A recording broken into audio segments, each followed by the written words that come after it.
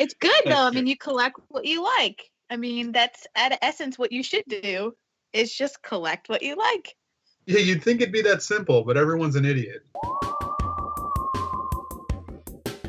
I always wanted to say this out loud, and I guess this is the platform to say it. Like, when Scott told me the lineup for this series, I was like, I can't believe you're even asking me. Like, there's so many good people in this. Why are you asking me?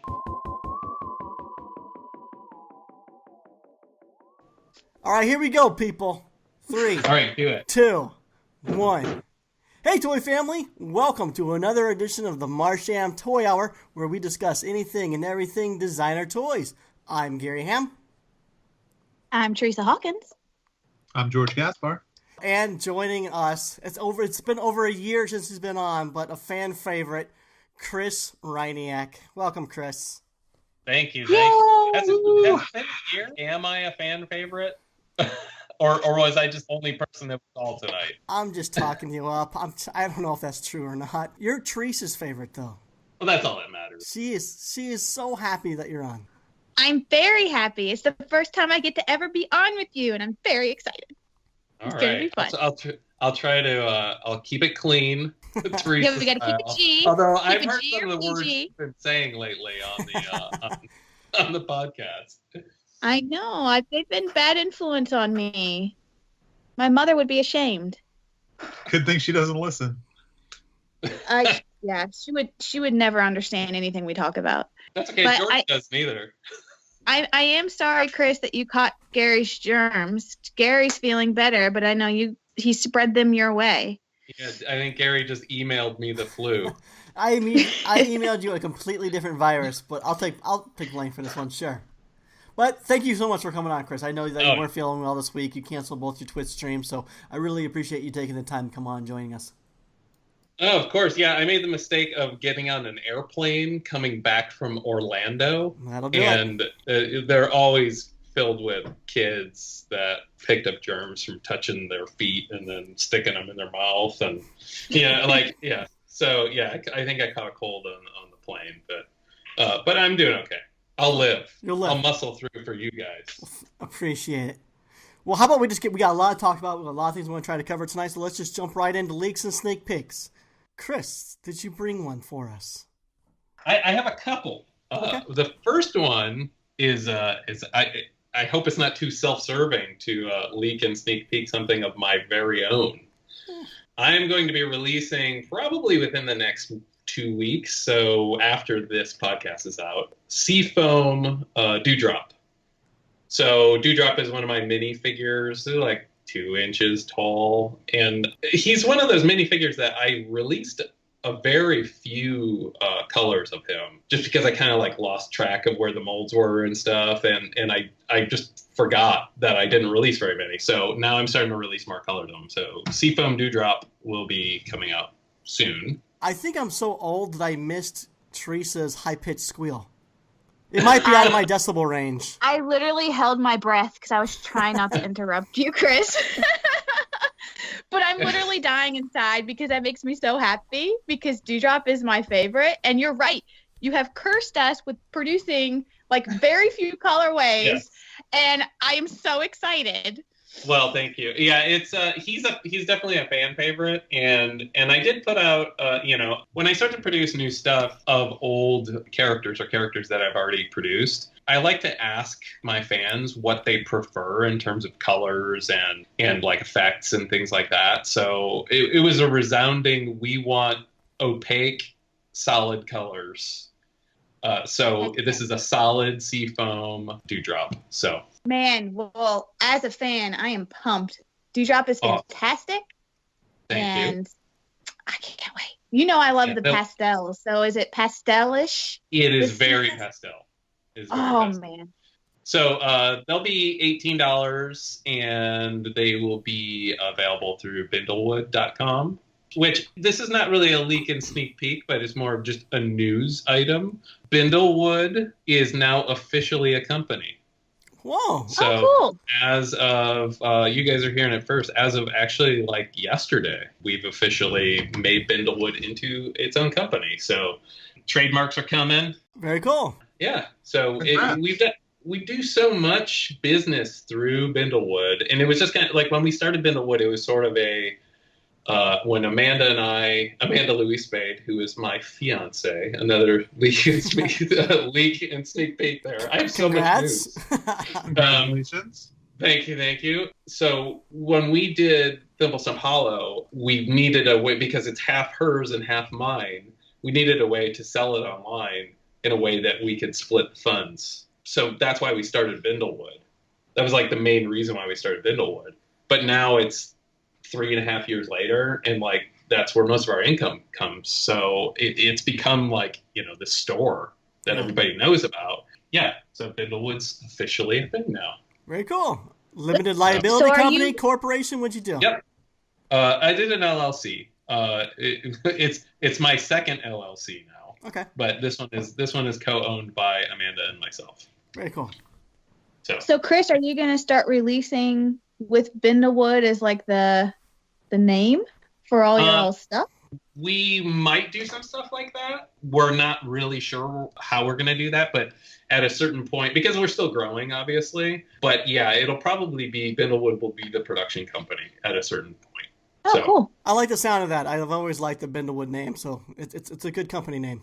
Thank you. Yeah, it rolls off the tongue. It's easy to remember. Yeah, we looked it up. Nobody else owns it. So yeah, it's rare that you can find something that's not just total gibberish that somebody doesn't already own. I know, it's very hard. Yeah. Oh, the woes of being a business owner. Isn't that weird though? Like I think in my head I don't feel like I'm an adult, but here we are doing adult things. You know how much adult stuff I've had to do in the past 2 weeks dealing with this company, like stuff that like Gary and you and I were talking about being old. Yeah. Like when you know what a self-employment pension is, like that like, oh shit, I'm an adult. Like sure. Like. But there's so much stuff that's going along with this that's like, well, I guess I'm the guy now. Like I own a company, like a real company. So, yeah. But it's because you'll always feel like a kid, right? Like your whole life, you're just always looking for somebody else that knows more than you do. Like, yeah. Gosh, I hope somebody knows how to do this because I don't know what I'm doing. Yeah. I hate to break it to all the kids that are listening, but you will never not feel like that. Oh my God, that's so true. I think about my parents I'm 44, so I think about my parents at my age, and they knew everything. They were such adults. And Who let me do this? I know. Who let me do this? Like, I hold down a day job. I have a mortgage. I have 2 little human beings I'm responsible for. Now I just worry about them, sending them off to school and all that stuff. It's right. But you know what? It's awesome. I mean, it's awesome that when I was a kid, this is what I wanted to do.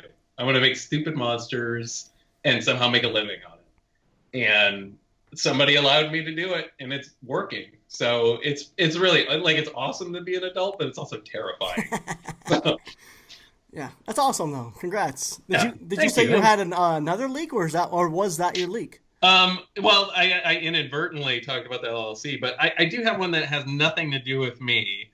I wanted to talk about there's an artist named Miss Mindy. And I've known her for a long time, and she has actually just announced at Toy Fair she'll be, I don't know if she's showing off the prototypes or if they're actually starting to release them, but she's worked with Disney quite a bit doing these large resin collectibles. Yeah. And now she's doing vinyl figures based off of Disney characters. Like I think there's a Jack Skellington one, and I'm trying to think what other ones that I saw. There was a whole lineup. There was a Minnie Mouse and an Ariel and Alice and Jack and Sally.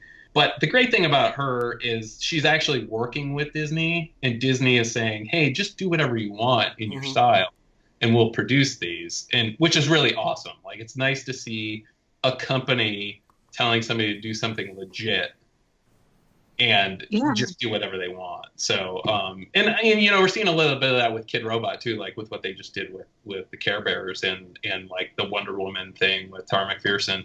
But I just wanted to point out Miss Mindy's, and because they're really great. So if you look her up on Instagram, you'll see what the turnarounds for those look like.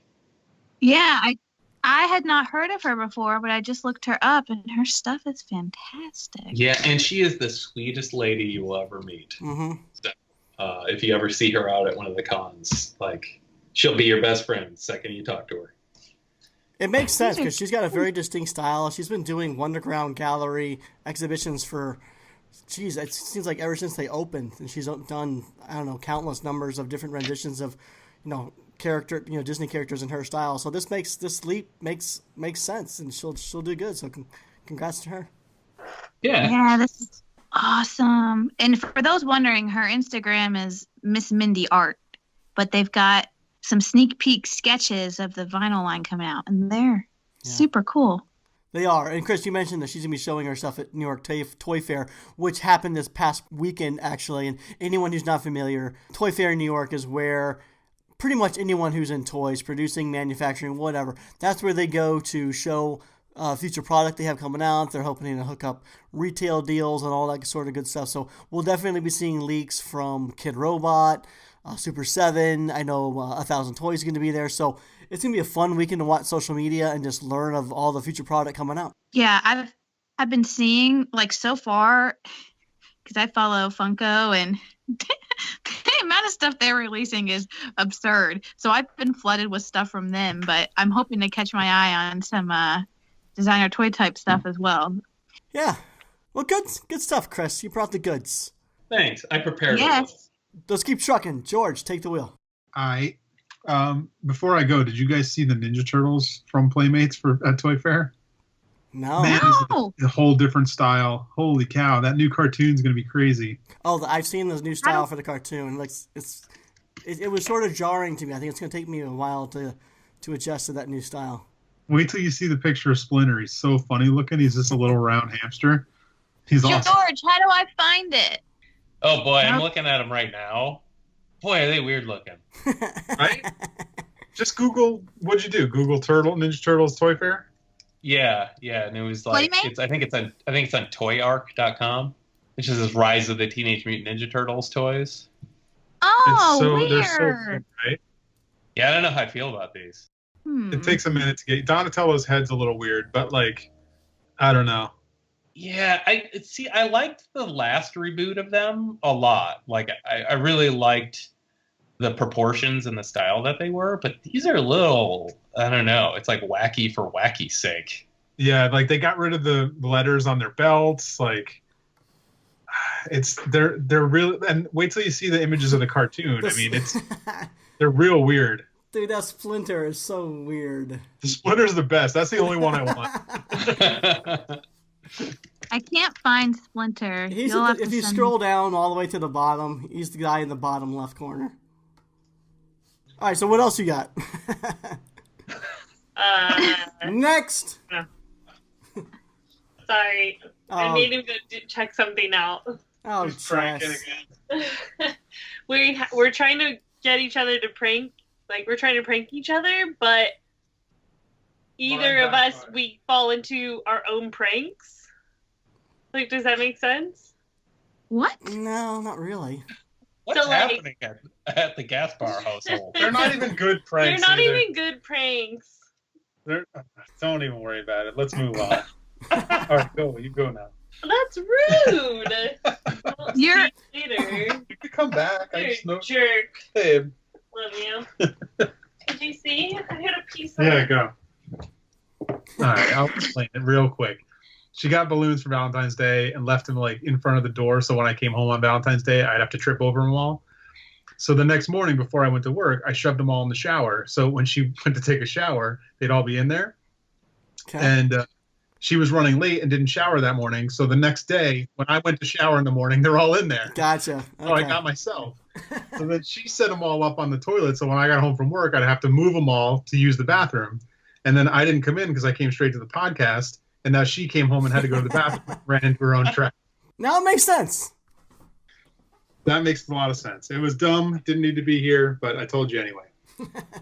All right, so now for my leak and sneak peek. Well, and it's actually, Gary, you're the one that even brought this to my attention, but it's the 1,000 Toys Iron Giant figure. What's the size? It says 16 centimeters, but that's about 6.25 inches.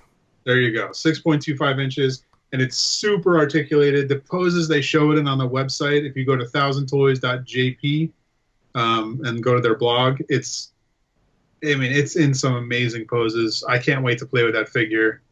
I have an Iron Giant on my desk in front of me right now. I have the 20-inch one, and it's been out since I've had it. It's been everywhere with me since I've gotten it. It's always been on the shelf.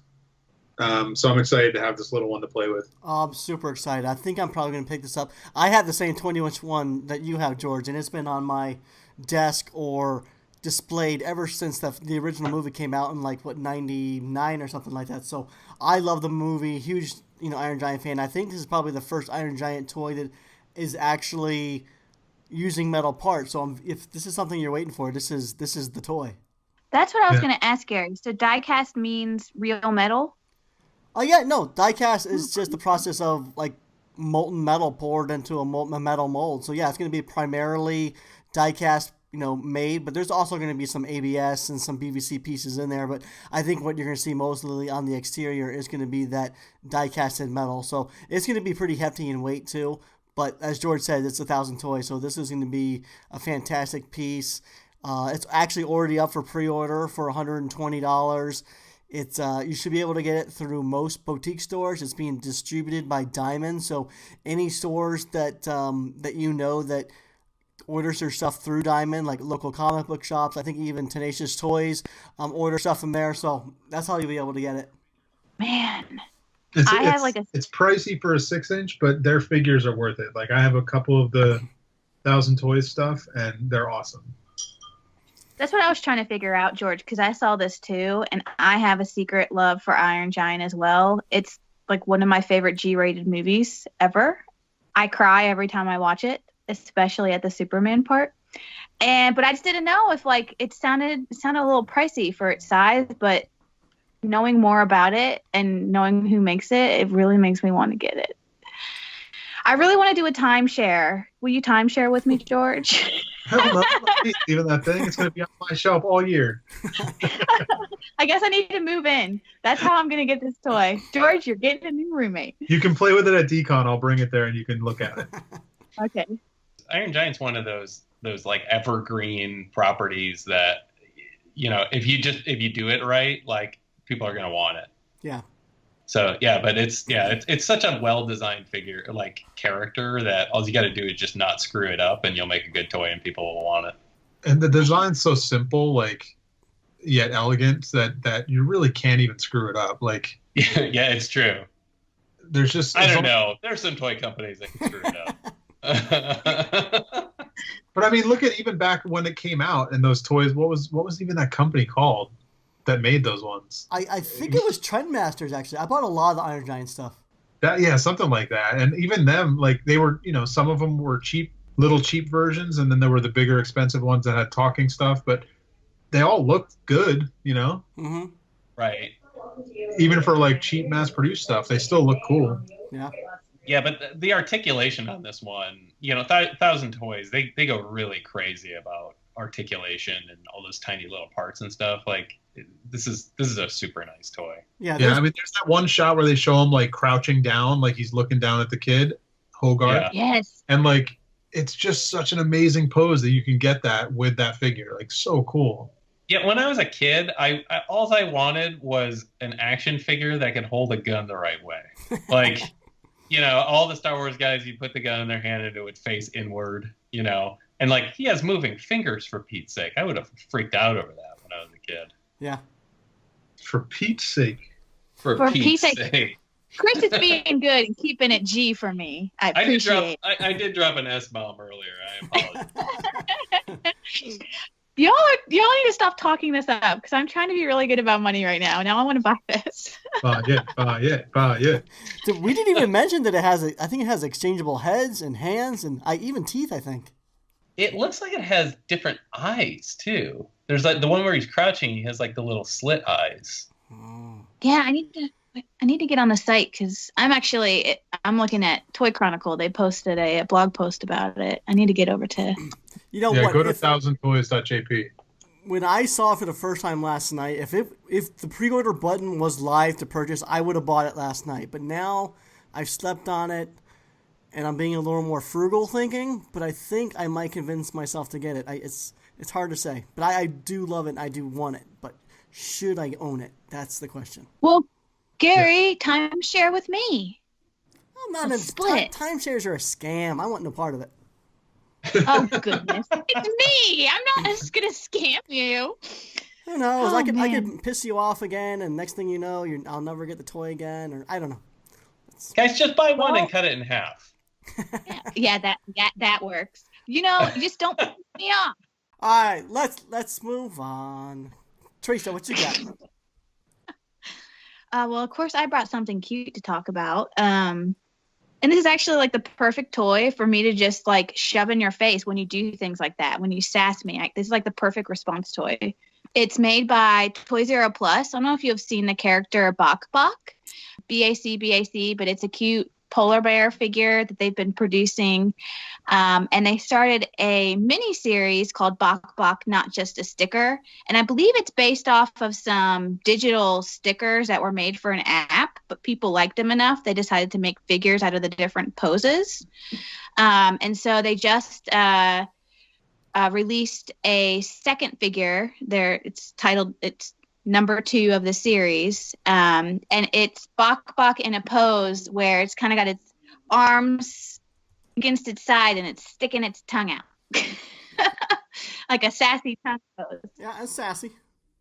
Yeah. So, but they just released it actually a couple days ago in Hong Kong retail stores, but they have not released it yet for overseas. They said it is coming soon. They'll announce the sale on their Facebook page.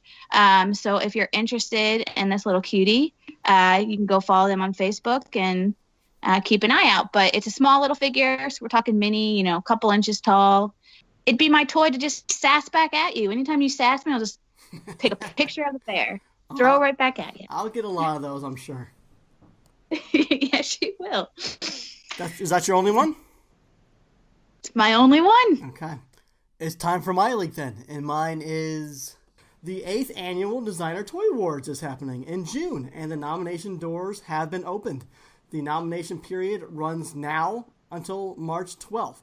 And just remember, these nominations are so you can nominate any artist, store, release, company, blog, podcast, anything that you want that you think made a great contribution in 2017. You can even nominate yourself if you want. Like, the whole purpose of the nomination period is just to get the opportunity to put stuff in front of the small panel of the nomination committee. And then from there, they'll narrow it down to what they consider good enough to make the short list of finalists. So right now, nominate yourself, nominate other things that you've liked throughout 2017, and get it in front of them. Because if you don't nominate it, they won't see it. I know a lot of people assume that it was popular enough that someone else is going to nominate it. I'm not going to spend my time doing it. Well, there's no guarantee that somebody else is. So do the nominations. And this year there is a new category this year. It is Best Production Sculpt. This is awesome. This is something that I think people have been wanting for a while now. And there are some guidelines to follow when you're thinking about nominating for this category. It must have been produced in a quantity of greater than 50 pieces. And but it could be produced in any material. So it could be wood, resin, vinyl. It doesn't matter. I guess all they're looking at is the quality of the sculpt. Do you think the new category, Gary, when it says production, are they only referring to the quantity in that regard? Could it be something you made, Chris? Like like a resin piece you made more than 50 of? Does that count? I guess the interesting thing is, if you're talking about soap boopy, for example, I consider that a production toy, and they are made one at a time, and a lot of time the quantities are less than 50. But resin is the same thing. I make some things in quantities of 200. So I would assume. I mean, production is production. But if you're only making 5 of them, that's I don't know. I think they're probably trying to just weed out the hobbyists. Yeah. No, it's just because normally when I hear production, it just makes me think Kid Robot, Mighty Jax, and Box, a company helped make it, but it doesn't sound like that's really the qualifier here. It's really just something that was sculpted more than 50 pieces made, doesn't matter what it was made in. So it's really just a decent amount of pieces made that has a really cool sculpt to it, is really all you have to think about. To me, production would mean not you making it. Like, you sent it somewhere, a factory, another person. You hired someone else to do the production of the piece. If you're just running them yourself, I guess it's just self-production at that point. It's just self-producing. Production would be a company you hire to make this for you. Yeah. Right? That's kind of what I was thinking too, George, but it doesn't sound like that's a requirement. It's really funny though, like if you really like, because George, you've obviously like seen the inside of factories in China, and a lot of time the people that are, these toys are hand painted still. Oh yeah, they're just doing the same thing we do. They're just doing it in a factory. Right. I think most people don't realize that. They think like everything is automated, like how they make like, ho-hos or Twinkies. Like, no, there's like a line of 15 people with 10 paintbrushes in their hands, actually hand painting every little dot on an action figure, even if there's a million of them being made. Which is cool. I'm glad toys aren't like Twinkies. But it's interesting to see, Theresa. I don't know if you've ever seen photos. Like, someone will just be responsible for the eyelashes, and then it moves down to the next person who does something else. It's like they're all kind of responsible for like the one part and the one color. Very rarely do you ever see like the one person. It's like 50 different people all having a different hand in the piece. It's actually kind of cool to see. Yeah, that is cool. I mean, I think this new category is super fun though. I'm excited about it. I mean, George, I got to think you might be excited being a sculptor yourself to see a category kind of dedicated to the. It's either going to be really cool or really frustrating. I'll let you know. Frustrating? I get frustrating, George. You said. Oh yeah, sorry, frustrating. So, well, my question is who gets recognized as, who wins? Is it the person who actually does the sculpt, or does the toy itself win, and then the team who put it together, they have to fight over the trophy? Yeah, but if it's best sculpt, it should be the sculptor, not the designer. Yeah, that's what I think. Yeah, I would hope it's the sculptor winning the award, not the company or the designer, because it's about the sculpt. Yeah. Right. So I guess we'll find out, but that would make sense to me. I don't know. I'm trying to think. George, I feel like you should be nominated in some way. I haven't sculpted in years. I got nothing. I don't know if anything came out last year. Well, I don't know. What about the Dead Bod, Dad Bod Deadbeat? That came out. Sure, nominate me. Done. George, are you hurting for work, George? Because I could use some sculpting. No, I'm busy. But actually, no, for you, yes, I'll do it. All right, we'll talk after the podcast. Done. Yeah. Craft some magic, George. I need more Ryniak in my life. Can't get enough. And it looks like this isn't in this new category is in addition to all the previous ones. It doesn't look like they removed one to make room for another one. So I like that it's an addition, which is cool. Yeah. Yeah, I have to say, I know we talked about it last time, but they've got the category called Best Media Outlet, which is kind of where, the podcast fit in. But it's hard because, I still struggle with, do we actually consider ourselves a media outlet? It just sounds kind of weird. Sure. Yeah, it's almost like they just need, but how many toy podcasts are there, I know. Exactly. That's what's hard. It makes a lot more sense than blog, though. I don't feel that we fit in with blog, so this is closer to where we fit in, I think. That's right. Yeah. It was called blog last year. I forgot about that. Yeah, I can't please everybody, but they're doing their best to be all inclusive. So good on them. They're doing good. They should get an award. I know. We really should honor them somehow, right? Pay back a little bit. Best Designer Toy Award Show. Do they have any competition in that category? It would be nice if everybody got together and made a trophy and gave it to Josh and Miranda at the end of the DTAs. Because, they do a lot. It's pretty thankless. It's like running a podcast, like everybody shows up and yeah, run these DTAs for us. Yeah, You know? it's. I know it's such a stressful time for them, and yeah, it is kind. I'm sure it is pretty thankless for them, and they deal with a lot of especially once the short list comes out, they deal with a lot of crap and a lot of whining and stuff. So Yeah. I they wouldn't deserve something. want to do it, but I'm going to tell them right now. Thanks, Josh and Miranda. We all Yeah. appreciate. Thank you. I love the DTAs. I have to say, one of the categories, so there's this one category called Best Non-Licensed. And I don't understand what that means. Is it mean that you made something that was off a licensed thing, but it wasn't officially... Correct. So, like, I made a Star Wars figure, but I didn't actually get Disney to say, yeah, you're good, go make that. Yep. Okay. Yeah, I think Cool. there's some other words that you could call that category, but I'm just going to leave that there. Here we go.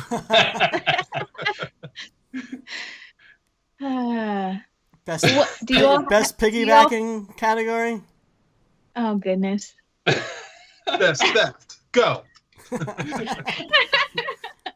I don't know, man. People are just gonna keep doing that stuff. Not enough people are doing Calvin and Hobbes bootlegs. Yeah. Oh, thanks, George. Open the And you can even mix in Star Wars, because doesn't he dress up as Han Solo and Chewbacca a lot? So there we go. Why isn't that Right. figure? Well, it will. It'll happen. I'll make it for Decon. Right.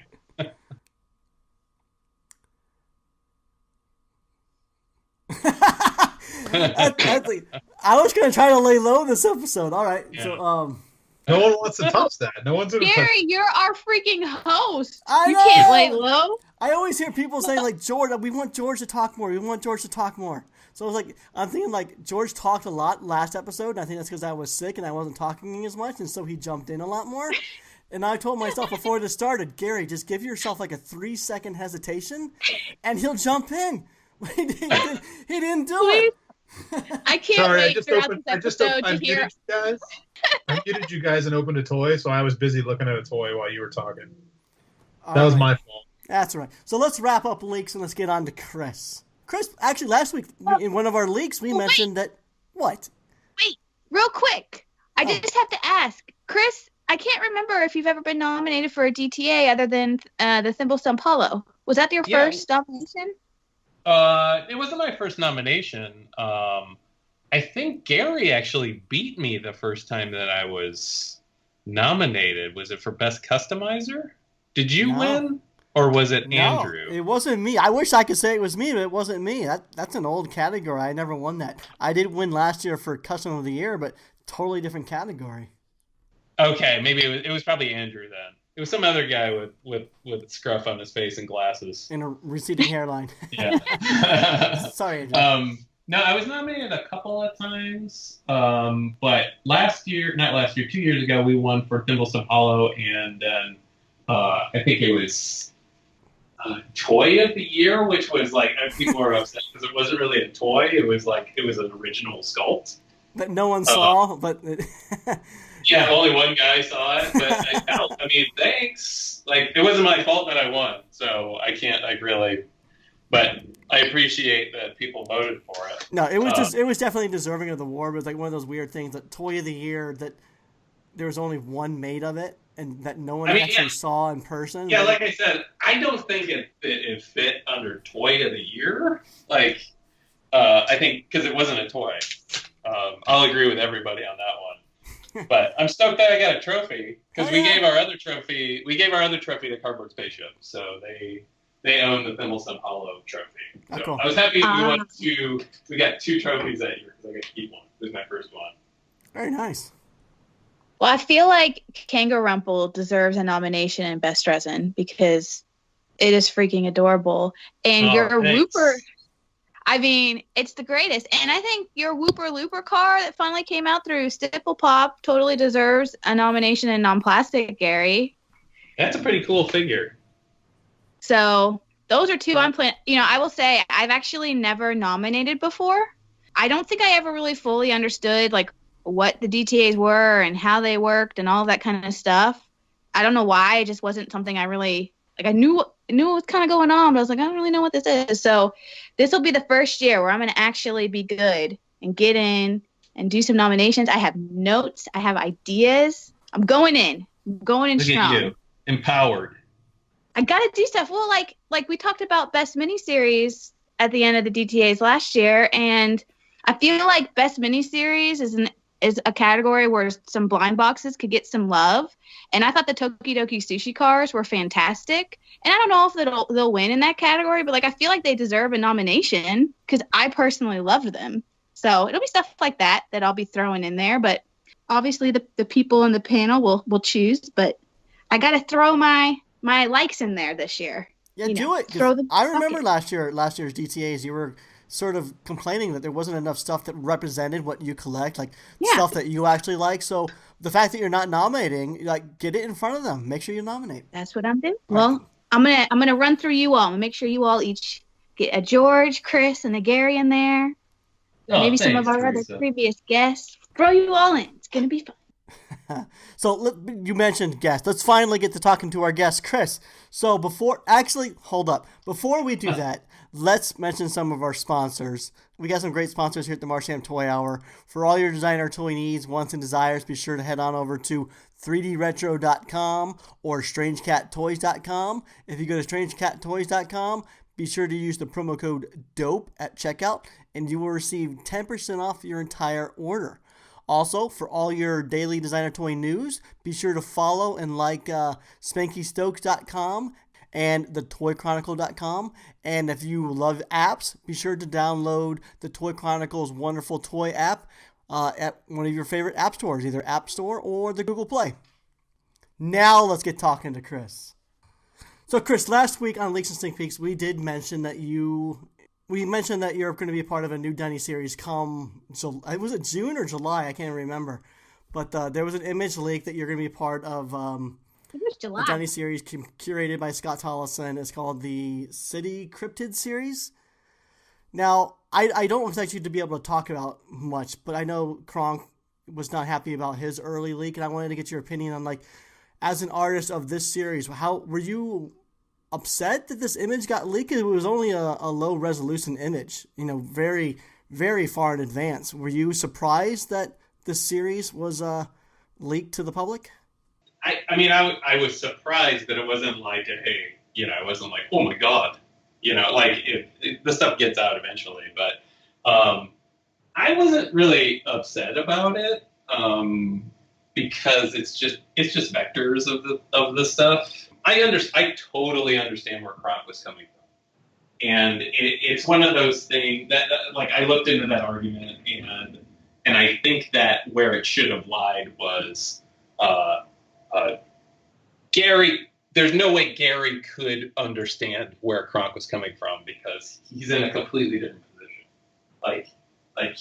Like Gary's not an artist and Kronk is an artist, and it's like you'd have to physically be in his shoes to understand why he was upset, and just accept the fact that he was upset. Just be like, dude, you're upset, and I'm sorry, and we'll take it down off the site. Like that would have been the respectful thing to do, I think. But I also understand Gary's position because Gary does a lot to the bloggers do a lot to promote the stuff, and I don't think it's that they're just trying to get the scoop all the time. I think that, it's their job to keep that stuff going. So I see both sides of that argument. And a lot of those guys do a lot of thankless stuff too. Like they just pick up stuff off of our Instagram pages and promote it for us, which is awesome. It helps our sales. But again, like if somebody's upset about something, like you got to let them be upset sometimes. Sometimes it's not, you can't explain it away to them. Like, well, but I did it for this reason. It's like, I don't care what reason you did it for. I'm still upset. So sometimes you just have to respect that and be like, okay, I'm going to try to do the best thing I can in this situation. So it was a tricky situation. For me, I wasn't upset. I got so many other things going on that it'll come out and people will still be excited about it. And, Are you far from your mic? It seems like you got distant. Sorry, is that better? That's better. Yeah, we started getting a little bit of echo. Okay. Oh, sorry about that.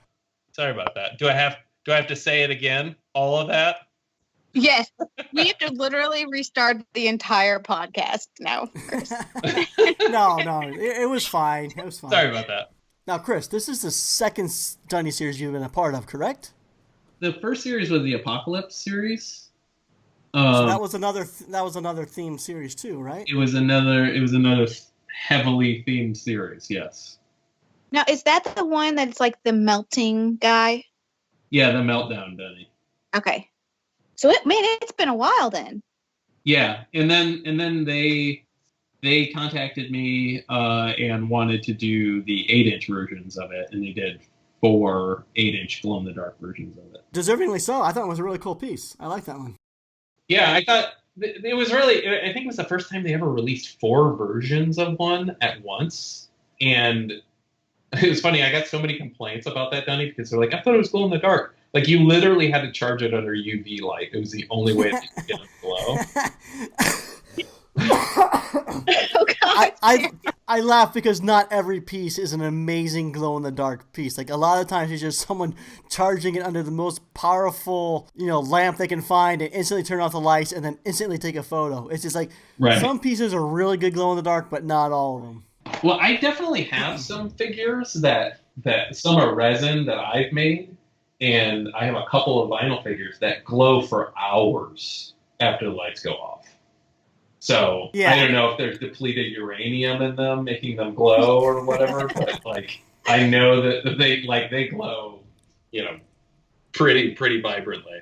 Yeah, there's a wide range of glow in the dark. Some of them will just light up an entire room for hours, and some of it will just be good for only a few minutes. So it's like you never know what kind of glow in the dark you're gonna get. Yeah, I think. Well, the reason why these ones didn't glow is because they were one color vinyl and they glowed a different color. Like the red one or the pink one actually glows blue.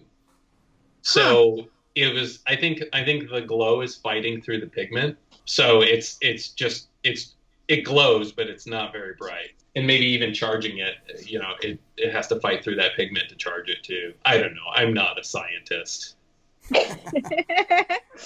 Now, as an artist, I know both of the series that you were in were themed. As an artist, do you like working with a theme, or would you rather come into it like what the older Dunny series used to be, where they would just invite a bunch of artists to do whatever they wanted? Do you have a preference? I think now that I'm a grumpy old man stuck in his ways, I personally would love the idea if somebody just said, do whatever you want. And I did commercial art for a really long time. I was an illustrator for a very long time. I did a lot of here's the assignment, fit the parameters of the assignment, and that was fun. And over time, I think developing my style and the things that I like to do, I just don't want to do that anymore. I find it's not that it's a challenge and I don't want to live up to the challenge. It's just I know I'm going to come up with a better product if you just let me do what I do. That makes sense. And that's not to say those are bad products. I just think it could be a way better one if I didn't have to shoehorn it into the parameters. But also sometimes for some artists, and for me sometimes too, when you give somebody the universe to pull ideas from, it's impossible to nail one thing down. So when you give them you lead them a little bit and say, well, we kind of want it to go this direction, that helps narrow things down. But for the most part, I mean, I don't really, I'm not running out of ideas anytime soon. But yeah, I would love it if they just said, I mean, look at Thimbles and Hollow. That's a perfect example of hey, do whatever you want. And that's what we came up with. And, it seems to have done pretty okay. Funny you bring this up because on the leaked post in the Kid Robot Buy Sell Trade group, because that's where it began, I guess, Chris. I don't know, but that's where we first saw it. There was actually a really interesting discussion that happened in that thread about themed Dunnies, and I jumped in the discussion because it was really interesting about whether or not, from a collector standpoint, we even like collecting based on a theme, or would we rather go back to a Series 9 or a 2008 series or something where we can just pull in a bunch of artists and let them do their thing. I am also kind of on the side from a collector standpoint that I don't really feel like I need a theme. I'd be more than fine with just a mixed artist, release where you can kind of have your way. But I also kind of think back to like some of the themes they used to do were like they did a theme, but they didn't necessarily like create like something super specific. Like they did Two Tone or Fatale where it was just female artists, or I could see them doing like a region like they did the LA series. So I don't know, I feel like there's a way that they've kind of gone from either just yearly themes or some broad themes and gotten really, really specific lately. I don't know. I think some of us from a collector standpoint aren't necessarily loving it either. We want artists to be able to go out and do what they really want to do.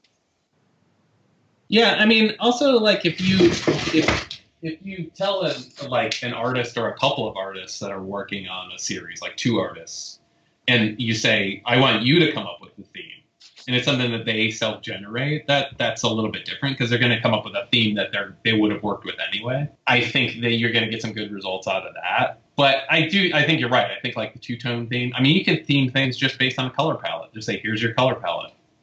Right. And like if everybody gets these same 5 colors, you're going to get some interesting things. But yeah, I mean, I think there's room for both for sure.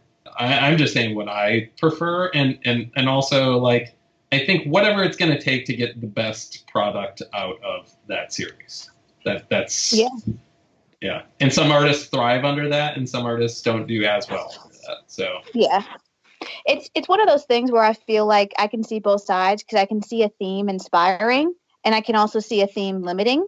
So yeah. I can see how it depends upon the artist. And then I can also see how, from a theme perspective, it could be a way to tell a story and align all of the different designs from artists kind of under one umbrella. So they kind of all relate in some way. So I totally see both sides, but I agree. I feel like I would just like to see, like the DTA series, I think was a good example of kind of that old school traditional, just grab a bunch of artists and they do their own thing. I think I just like to see more of a mix of that. I feel like we've gone all themes lately, and I'd like to see some open ones come back into the table as well.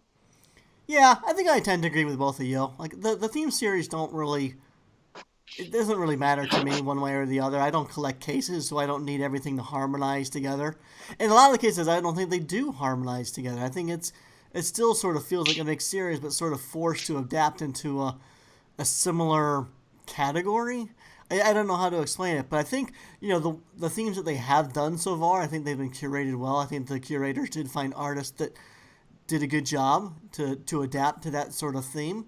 But for me, I think I'd prefer something a little less specific. Like you mentioned, the Femme Fatale or the Old English. For me, that's where I think you're going to get probably the artist's best work. Like Chris, I think the 2 designs that you did in those series, I think they're excellent designs, but at the same time, I think the themes might be holding you back a little bit, being a little restrictive. And I don't know if that's the art direction or just the theme, but I'm a big fan of your work, and I feel like you would have done something very different if you were given carte blanche to do something. Like you would have done something probably more along the lines of what you did for the DTA Dunny theme. And I think for me, as a fan of your work, that's what I would much rather see. Yeah, I mean, I wouldn't say it's really art direction. I would say that it's theme direction for sure. Yeah, I mean, they're like, well, you have to fit it into this theme, and sometimes they choose the character because there's like very specific characters that are in this particular series, and they didn't want anything to overlap, so they were kind of picking who was doing what. But yeah, I mean, like I would love to say, like, if I want a head sculpt, I get a head sculpt. Like, I personally hate pad printing. Like, I think for my work, I don't like it. But guys like you and Scott and Squink, like, you guys do a really good job about, like, you're very graphically minded. Whereas my work it's either sculpted or it's line work. So those are my 2. That's what I'm working with. And line work, I don't think translates really well. I mean, to pad printing, because I feel like it looks cheap, which is why like I would gravitate towards a sculpted head. And that's not to say that like completely obscure the head. Like I still want it to look like a dunny, but like I feel like for subtlety of form and stuff, for me a sculpted head is better. Right.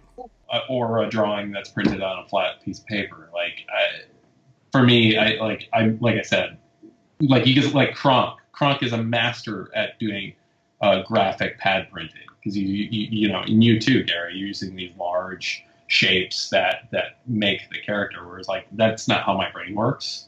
So yeah, I don't know. I think some artists are definitely better at, you know, translating their work into that, and I know that I'm not. So that's why I would always gravitate towards like, give me a head sculpt. Come on, guys. Yeah.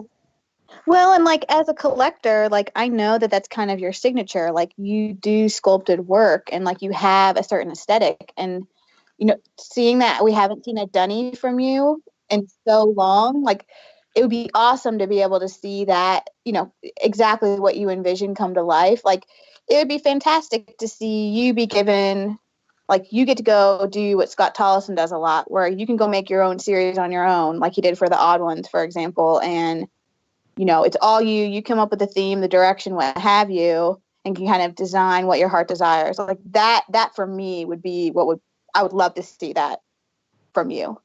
Yeah, it'd be fun. I mean, I'd be open to that.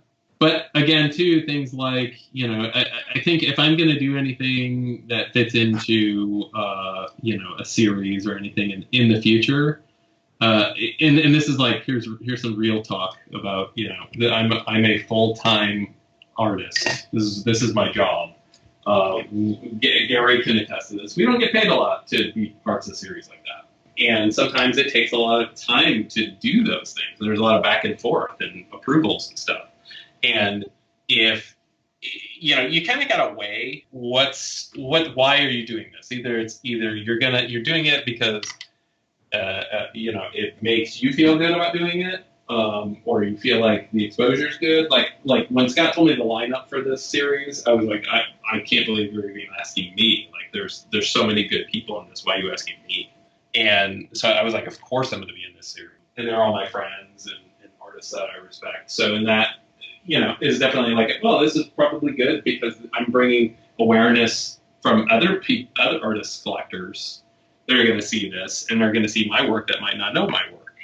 So like that's the point of doing it. But at the end of the day, that's not a sure thing. And it also doesn't like feed my kids. You know, so I gotta weigh that stuff. I gotta weigh like, what am I putting my time into? And if it's something like if Kid Robot came to me and said, "Hey, we want to do a series," well, obviously, you know, the compensation's gonna be different than just paying somebody to curate it, and then the money trickles down to the artists and or however they're being compensated. Right. And I was like, that's literally not a complaint. That's just like that's the reality of the situation. And like I said, I'm a businessman now. You know, so you have to think about the bottom line. You have to think about profit margins. You have to think about time. Time is money, and you know how are you spending your time? And what's No, that makes total sense, yeah. Chris. I mean, I understand that being a self-employed person, I've done it before, and you really have to focus on what's actually going to pay your bills and take care of your kids and put food on the table and all that sort of stuff. And a lot of the time, these toy gigs don't always do that. It takes a long time to design them.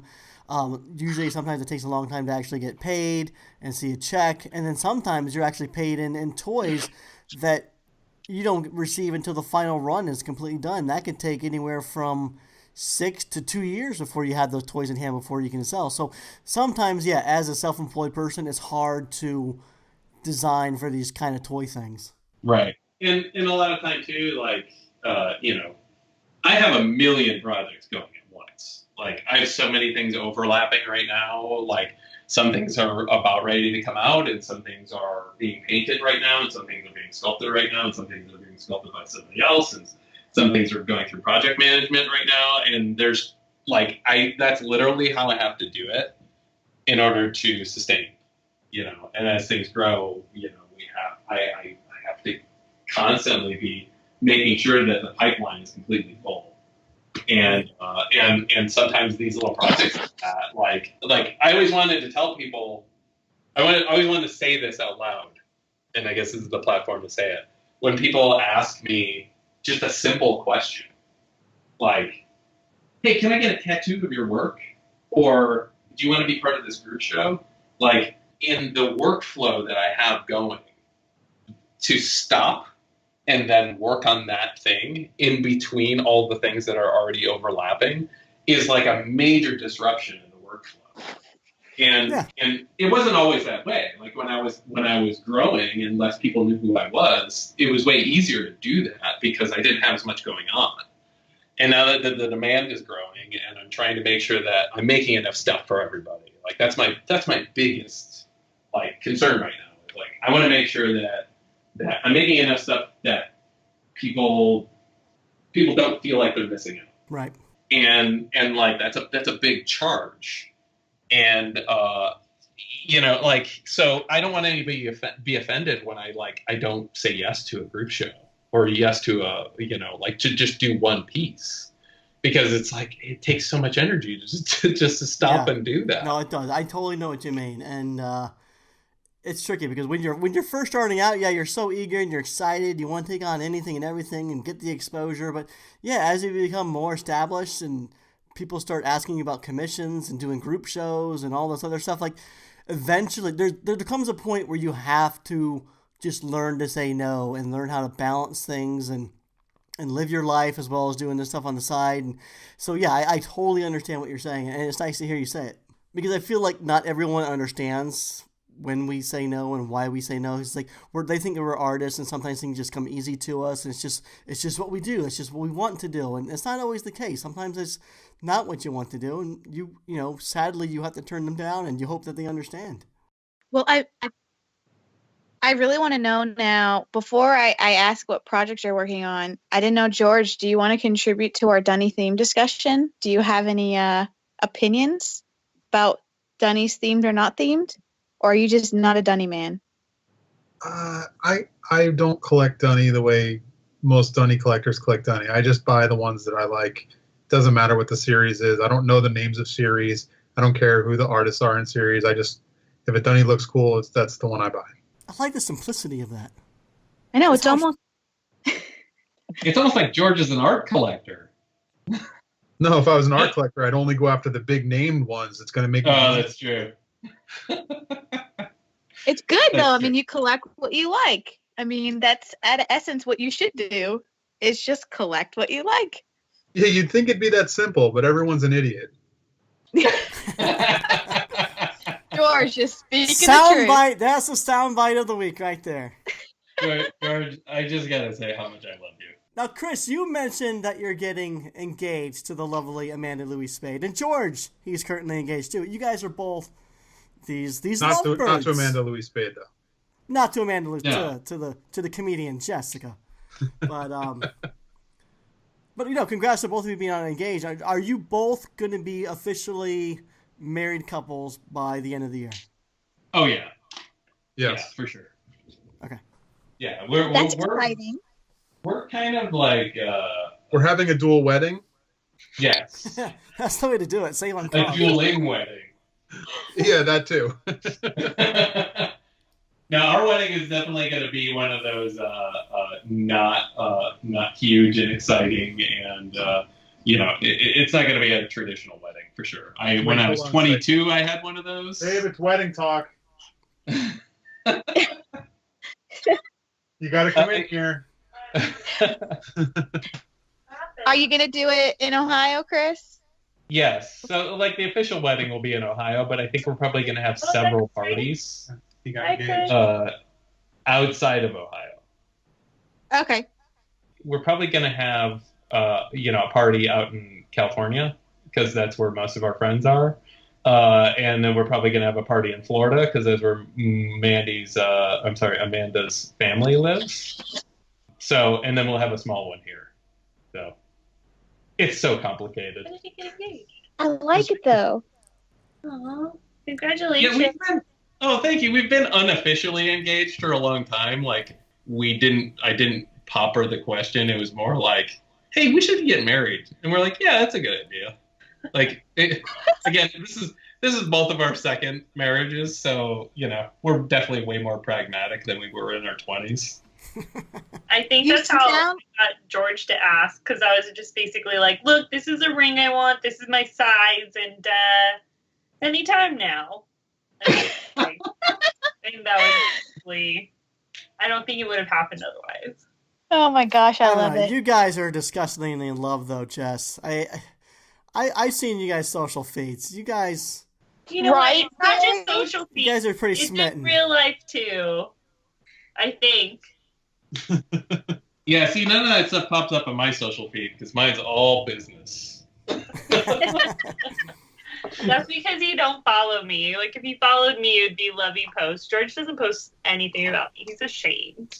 That's not true. No, No, He he posted like a totally- Valentine's thing about think love you Exactly. day or Got a something like that. Bitmoji. but he. Okay, Jess, don't complain because you should be happy. Oh, don't get me wrong. I'm fine. It just, He you know, said- like, we're he said thoughtful. He literally wrote, "Happy Valentine's Day to my wonderful fiance. I love you, baby. That is adorable and mushy gushy." There- But then Yeah, they Amanda and go I in, didn't do like, that. my best friend, my ride or die. She just had to outdo me. She saw mine and was like, "Oh, I better get on there and outdo that." Now, do you guys tell each other this stuff in private too, or do you just only speak through Facebook? No, I tell him all the I time. tell you too. Don't even start. It's a one-way relationship. Oh, that is such BS. Let's talk about Chris. So wait, how did you officially propose to make it official, Chris? Oh, we just decided. Oh, we looked into the process of getting a wedding or a marriage license. That was what made it official. That's Oh. so romantic. Nice. Yeah, and our officiant is going to be none other than Steve Brown. So Oh, if nice. you guys don't know who Steve Brown is, Steve is the hidden face behind Bindlewood. He handles all of our orders and fulfillment, and he does a lot more than most people probably know. Like Steve's like a literal genius when it comes to marketing and numbers and spreadsheets and Excel and all that garbage. And he is like the most talented and interesting person that I've ever met in my whole life, and he's ordained. So People might remember him from the guy that made the yo-yos. Yep. yeah, exactly. Yeah, Wait, he mean yo-yos? Yeah, He's well, a yo-yo he's master. a yo-yo master. So Wait. He makes them and he makes his own yo-yos to yo-yo. You Well, don't even know about the Art Yo-Yo series that came out by Steve Brown? Come on. No. I'm Theresa, where- sorry.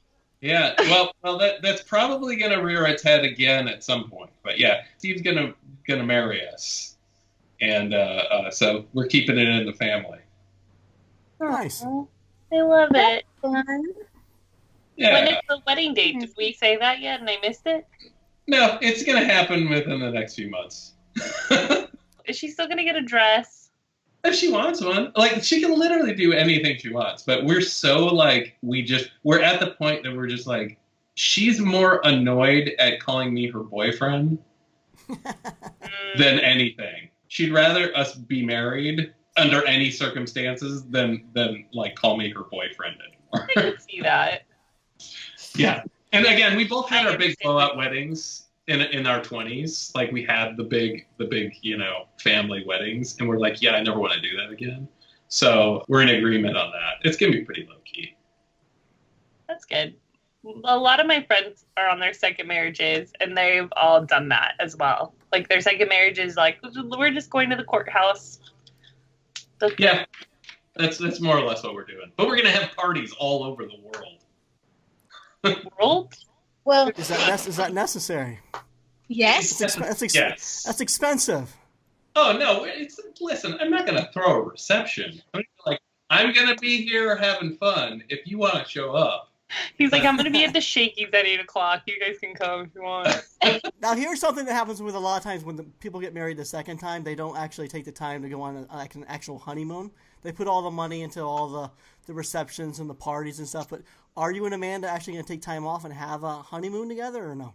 Oh yeah, there's nothing more that we like than not working.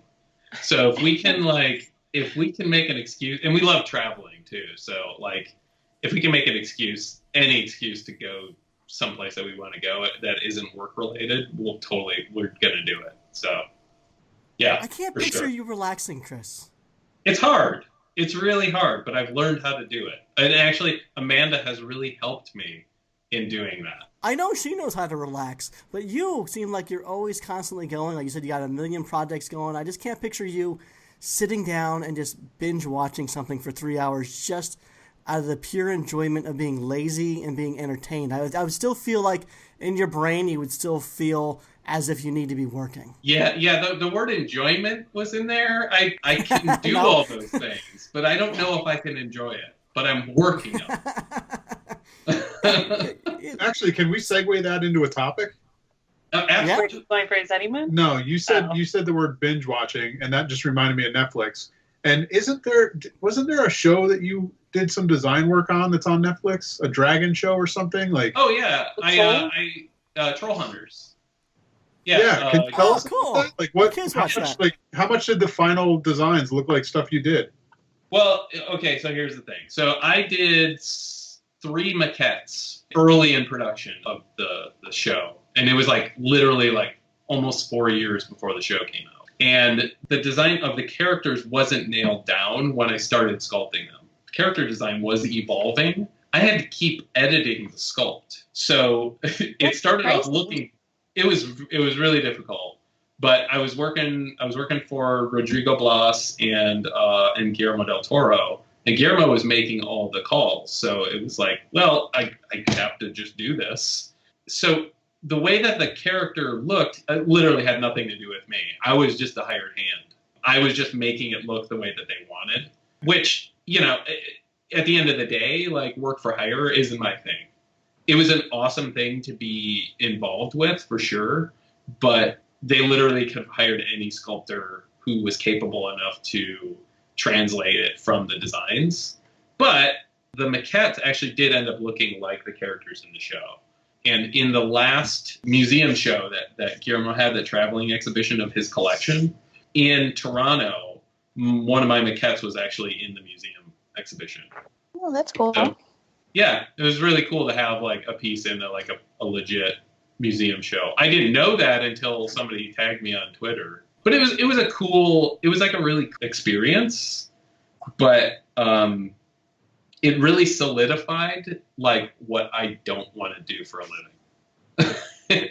You know, because like no matter who you're working for, even if you're working for like your favorite director, which is like I never thought I would have done that. I never thought I'd be working for him.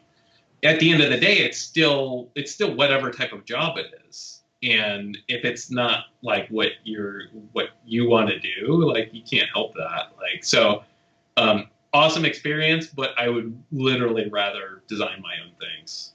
And I have way more fun designing my own characters. And I would take doing that over doing somebody else's designs any day. Makes sense. Along with you all working to get married, I know you expanded your family today, Chris. I did. I brought myself home a kitten. It's so early that he doesn't even have a name yet. He's been running around me this whole time, and he is so cute. Well, George and Theresa will not be visiting you. No. George Sorry. has to come visit me to pick up a sculpture, or it's going in the dumpster, George. It better not go in a dumpster. Do not do that. I will be there. You've been threatening this for years. All right. One of these days when I get off work. You're gonna make a long drive. Well, I'm sure Jess will. I'm sure she'll love that thing in the house too, George. Yeah, I've already got some big things in here that aren't that she doesn't like. So we'll just throw it on top of the pile. Exactly. No, she would like that. I think she'd think it was awesome. Well, it needs some repair work for sure. I know a guy. Carlos. Gary, they're so vague about this 4-foot tall thing. It's a giant penis. We all know it is. Oh, Jesus Christ. No, it is pink, but... So, Chris, you're talking about all these million projects that you're doing, and we mentioned a little bit on Thimblestump Hollow, Bindlewood's becoming an actual corporation. Yes. Now, I don't remember. Was it SDCC, or am I just imagining this? Is there a Thimblestump Hollow Series 2 in the works? Yes. Yeah, we actually sort of revealed some of the early artwork designs for the second series, some of the new characters. Okay. And literally, I think 2 days ago, we just wrapped up the 3D models for Oh, the wow. second series. So they Awesome. are done, and yeah, there's a lot of stuff happening with it right now. I can't really talk about it, but I can tell you there's 10 new characters. It'll be probably the same size. There will be at least 4 colorways. Yeah, and Cardboard Spaceship is producing it again because they did such a fantastic job the first time around. God, I hope so. Otherwise, that would be my tea for the week. No, they are. We're loyal. We're loyal to those guys. They're a really good group, and they really believed in whatever we wanted to do, and the first series was way more successful than we thought it would be. So much so that Hot Topic picked them up and basically bought out the rest of our stock. So Wow. that the whatever's left is headed to Hot Topic. I do believe that they're going to be selling Leprechaun cases pretty soon. Oh, So that was like, we made some inroads into not necessarily I guess that's mass market, but it's sort of traditional retail, and they're super excited about the series, and all their stores were selling out of them. So yeah. that's good. Did you notice a change when the series went mainstream into a Hot Topic? Did you notice any sort of jump or a change into your fan base or fan following through Instagram or anything like that? Not really. I didn't notice a big jump. I think mostly because the toy series is, people know it by the name of the series. They don't really know it by our names. It's interesting because I feel like I have fans that know me for Morning Scribbles, my drawing series, and I have fans that know me for my toys and my art and my sculptures, and sometimes they don't overlap. And I feel like Thimblesome Hollow is yet another thing. Like, people just see them and they like them and they buy them, which is awesome because we're getting it in front of people that like don't know anything about this. It's not tied to a cartoon. It's not tied to a video game. It's not tied to an app, and they just see it and like it and buy it. And that's so refreshing because like people are taking a gamble on something just because they like it aesthetically, and that's like, it's nice. They don't have to have they don't have to have the video game that they're a fan of.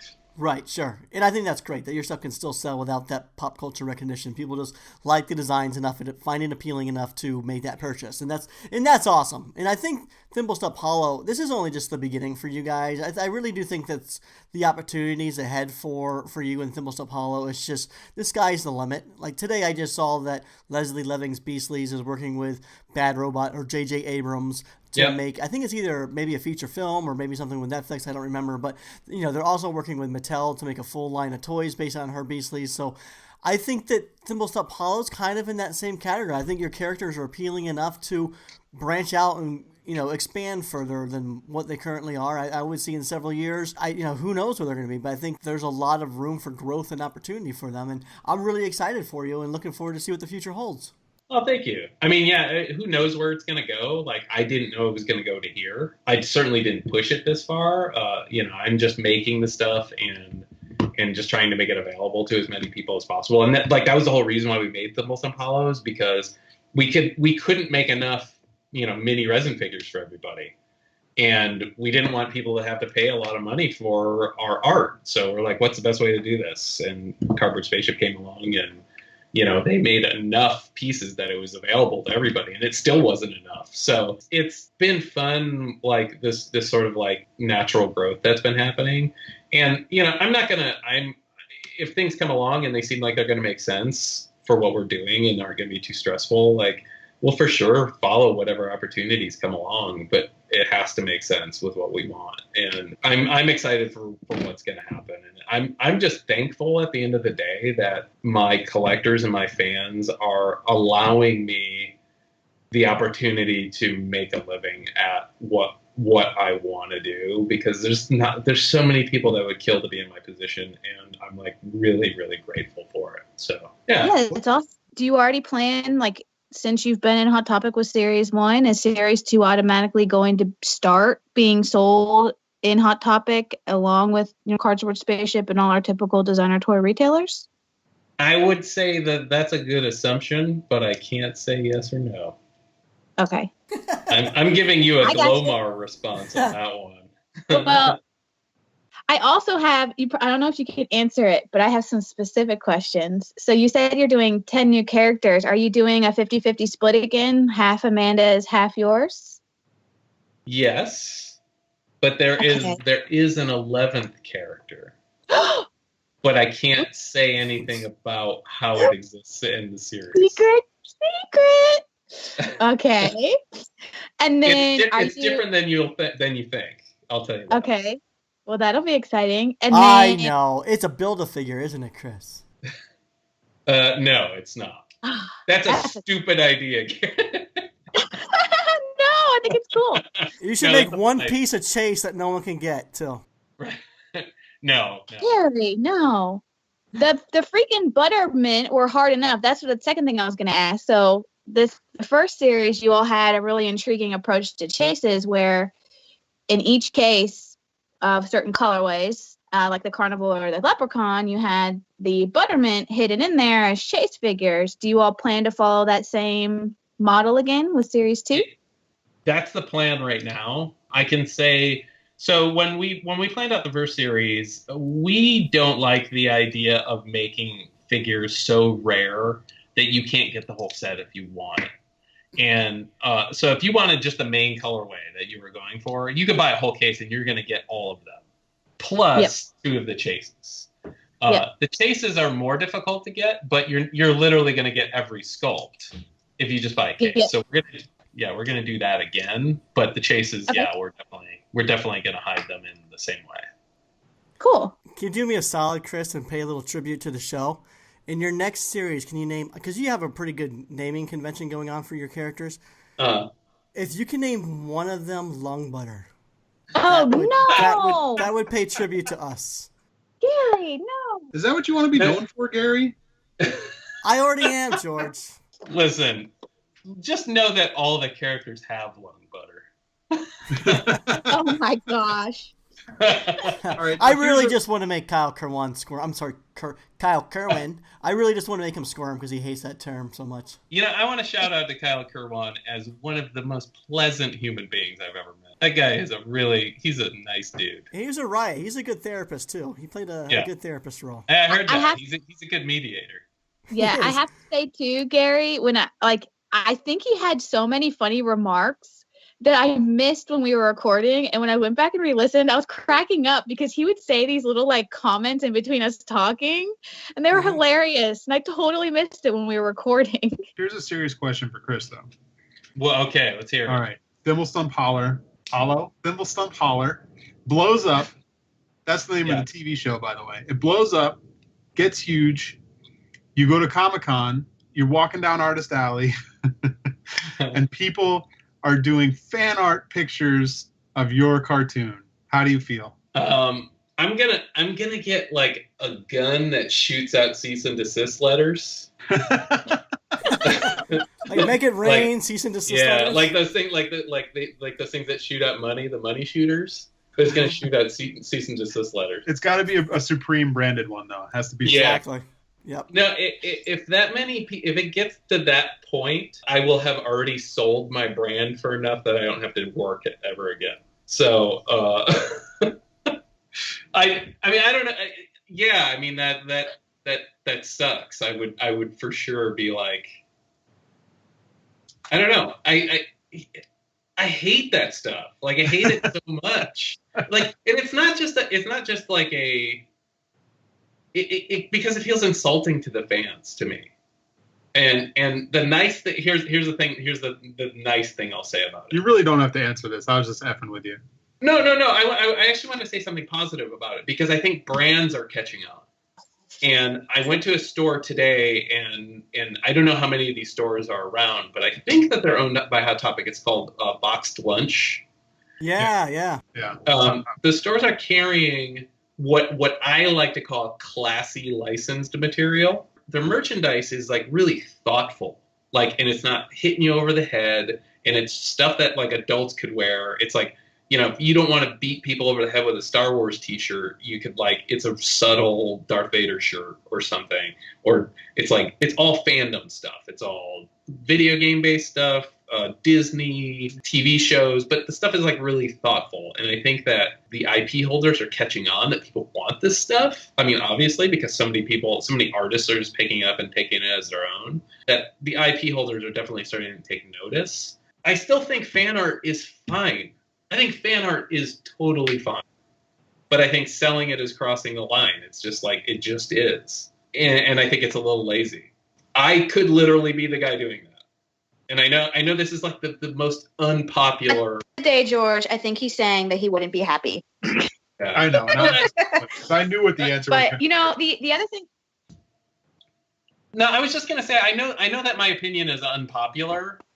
But I have literally told people like what I thought about that. I thought like, you're a good artist and your ideas are worth something.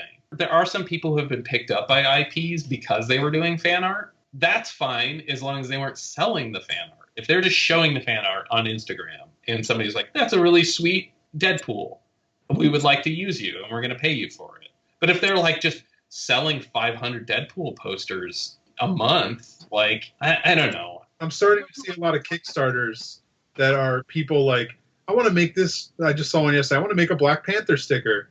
Buy my Black Panther sticker. It's like, wait, how are you Kickstarter even allowing that to even keep going? Yeah, well, because capitalism rules the world. I think that's the problem. Let's get off this topic. Let's move on to your Twitch stream. Let's talk about your Twitch stream. Gary. Oh, man. Gary. What? I do have one more question. I'm sorry. Because I really do want to know. Okay. Let's hear it. Well, I know when you were doing Series 1, you had designed the two characters that went together, but then when you went to go create kind of the packaging and stuff, you had a little hiccup where you couldn't package them together, so you had to make them two separate boxes. Right. For the Gadabout and the Husky Shuffler. I was just curious, did you learn from that? Like, did you like the idea at the end of the day, and you like the idea of kind of multiple blind boxes to build a figure? Or do you think going forward you'll try to avoid that issue?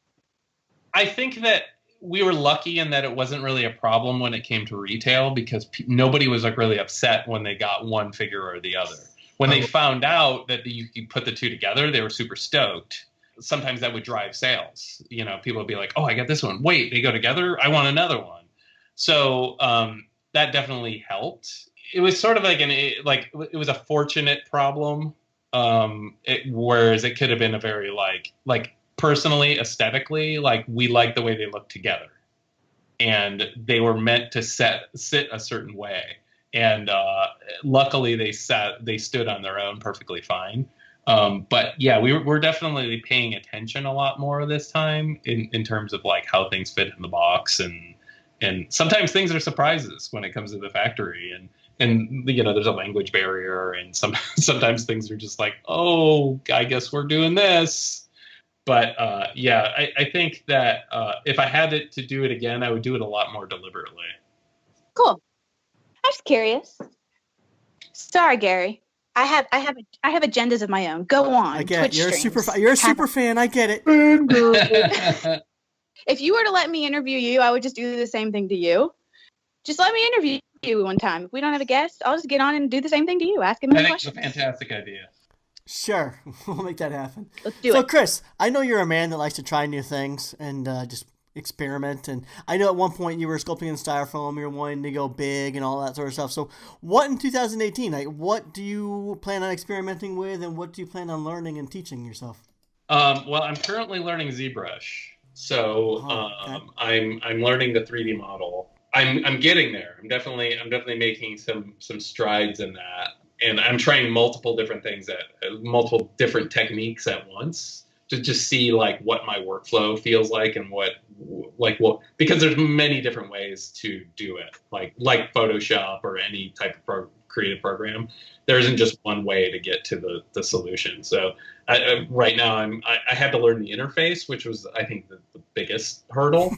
I mean, my brain just does, like I said, I'm at an age where my brain is resistant to learning. But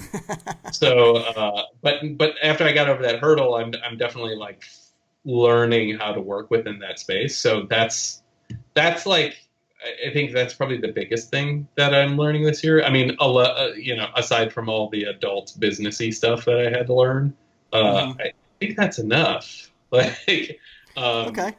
Like I have a figure coming out that I plan on releasing at 5 Points Festival, and I worked out with another sculptor, a 3D modeler, on this figure over quite a period of time, because I feel like I wasn't communicating what I wanted well enough to him, and he wasn't quite experienced enough to understand what I was saying. So we were having this like clash in terms of getting the product the way we wanted it. So I kind of dropped it and gave up on it, like not the best way to handle something. So I came back this year and said, hey, like I would really want to get this done. And he got more experience under his belt, and he did a really awesome job. And I'll talk more about it when it gets closer, and I'll talk about who sculpted it and stuff. But it's the first thing that I've had 3D printed as a prototype that I'm turning into resin. And I'm noticing that the quality is much closer to what I want. It's somewhere between my hand sculpted editions and Thimble Stump Hollow.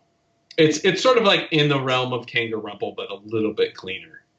I'm intrigued. Yeah. Yeah, me too. I'm super excited about that, but I'm also like, ZBrush, like,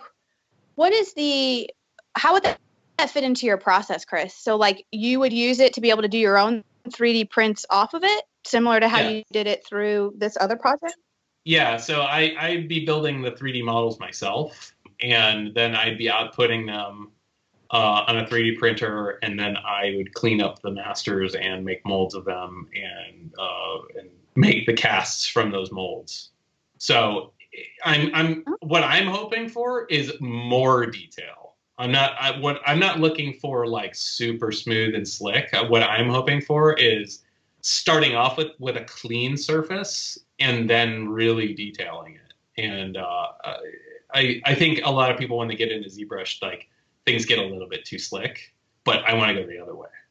So we'll see what happens. Cool. I mean, are you liking, like, because you're so hands-on lately, is it weird to go so digital? Yes and no. Like, there's some things that are like are so much better. Like the first thing, obviously, is the fact that you can turn on symmetry in ZBrush and sculpt one side and the other side sculpts automatically. So that, when you're sculpting a prototype, is so maddening to try to match one side to the other. It can be very, very difficult, especially something that's like, it got a really heavy profile, because you literally can't see the other side unless you're sculpting in a mirror. So like that alone cuts the sculpting time in half. And then the other thing that I'm finding that is a big improvement for me is that I don't have to hold what I'm sculpting. It's floating in space, and my hand isn't touching it. It isn't marring it. I'm not leaving fingerprints. I don't have to mount it to anything. I don't have to build an armature. And I can zoom in too. I can make something that's going to be output 2 inches tall. I can work on it on my screen 8 inches tall. I can work on it, 15 inches tall. And my eyes are getting bad, and I already have problems with my eyes. So being able to do that, it cuts out a lot of like the things that were just difficult about sculpting by hand. But I'm going to try to treat it the same way. It's just a different type of tool. It's not necessarily making things easier. It's just different. Yeah. No, that makes sense. We got to start wrapping this up. We're running long. Gary, All right. Sorry, We always run long when you talk to me. I feel like I'm so sorry. I feel like forever ago you wanted to say something too, and then I just kept asking all my questions because it's long gone. I have no idea. Can't It's remember. okay. I'll always be here. That's good. Well, we'll invite you back. You mentioned you have a lot of things going on that you can't talk about, so we'll invite you back when you can talk about those things, whether it's City Cryptids, Johnny Series, Nimble Step Hollow 2, or the thing you're working on for 5 points, or one of the many other projects. We'll have you back on. This isn't the end of our discussion, so why don't you take a brief moment and let the listeners know where they can find you, and also you sort of touched on that you were doing a Twitch stream bi-weekly, so let the listeners know what Twitch is and where they can find you doing that. Yeah, I'm on Twitch. I believe it's twitch.tv/Chris_Ryniak is my Twitch channel. And I do live streams Monday and Thursdays at 8:30 Eastern time, and I go from the beginning to the end of a drawing. So you'll see it from a blank piece of paper to a finished drawing. Oh, cool. Yeah. So. And then you can find me over on Instagram, Chris Ryniak. You can find me on YouTube at Chris Ryniak Art. And you can find me on Facebook, Chris Ryniak. And bindlewood.com is our store. And if you want to be updated on any upcoming sales, go over to bindlewood.com and go to the contact page and sign up for the mailing list. Okay. And this is releasing Monday. I know you said that there's going to be a special guest joining you this coming Thursday. Yes. Do you want to maybe mention who that person is, or do you want to keep it a secret? Actually, I'll keep it a secret for now. It's not something that many or anybody in the toy scene would know. It's just somebody that I'm a friend with, that I used to work with, and she's a fantastic artist. So she's going to be drawing kaiju alongside me on Thursday. Very cool. I guess we'll look forward to the next time you're willing to come on. Thanks. Awesome. Thank you for joining, Chris. And I wish I could join the Twitch streams more, but between podcast recording sometimes and work, I can't always get on them. But anytime I do, I'm glad I did. So if anyone wants to hop on and there's kind of a chance to talk to Chris and hang out, it's fun times. It's a really good place to, if you have a question for me that you've emailed me and I haven't answered you, ask me on the chat, because I'm a captive audience, so I will answer you if you have questions for me. So it's really great. It's a good community. Everybody's super friendly and supportive. So come join. Can you monetize that? Yes, you can. I went to TwitchCon. You definitely can. Yeah. I honestly, I don't even know what it is yet. It sounds to me like it's Instagram Live, but something different. I'll have to look into it. It's Instagram Live, but you can moderate it, and you can do multiple cameras, and you can customize it to basically be your own TV show. Okay. Yeah. Interesting. How about we do this? Forget this podcast stuff, guys. Let's do Twitch TV. Let's become hip. Know. I think you could do it. Yeah, but you had to be video though, Gary. Are we gonna be video? We could be video. You can just show your hand. I don't want to. I tried to get Toy Geeks to do it, but they wouldn't have it. Is that why you're not on the show anymore, George? We could do like.